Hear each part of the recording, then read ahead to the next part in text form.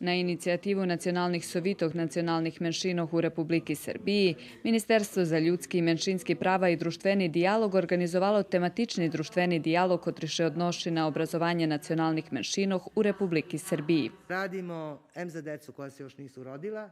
Robíme za deci, kotri še ešte nenarodzeli i za deci, kotri nie znajú, že my teraz šedzíme u tej sali, bo sú teraz u osnovnej školi. Tak počína deljenje sliki o našim zajednickim rozvoju. Tu nie slovoljem o tim, jaký kvalitet obrazovanja treba, že by mali nacionalni menšini u Srbiji. Ali je tu slovo o našim zajednickim rozvoju, bo nije rozvoju za vekšinu, keď sme u dijalogu nje rozumeli, co toto, co jak rozvoj našoho društva vidza pripadniki nacionalnih menšinoh. U starej strategiji obrazovanja še ukazalo, že menšinske obrazovanje ma velji problemi, okreme zo z upisovanjem malih odzeljenjuh, zo s kombinovanima odzeljenjami, jak i zo s výbornú nastavu. Osnovni problem zo s kotrim še zočuje naša zajednica, že je vše menje deci u ruskih odzeljenjoh, a často požnja i učebniki na ruskim jeziku.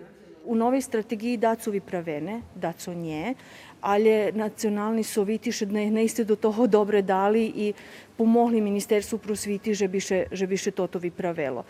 Normalno, že to je jedan dlhoki proces i že nije šitsko vypravene u tej strategiji, ali sprem tej strategiji še sigurno budu dalje vymenjovati i pisati zakoni o sistemu obrazovanja i vaspitanja, zakon o osnovnim, štrednjim, predškolskim i tak dalje vaspitanju. Takže to ta strategija, ne povem, bude toto za čoho še bude pravi dalje obrazovanje na jezikov nacionalnih menšinoh u iducih 9 rokov.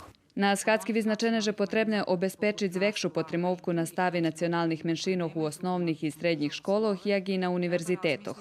Vekšina predlohov vinješenih na Shadski bude prilapena i unješena do konječnej verziji strategiji rozvoju obrazovanja u Srbiji po 2030. rok.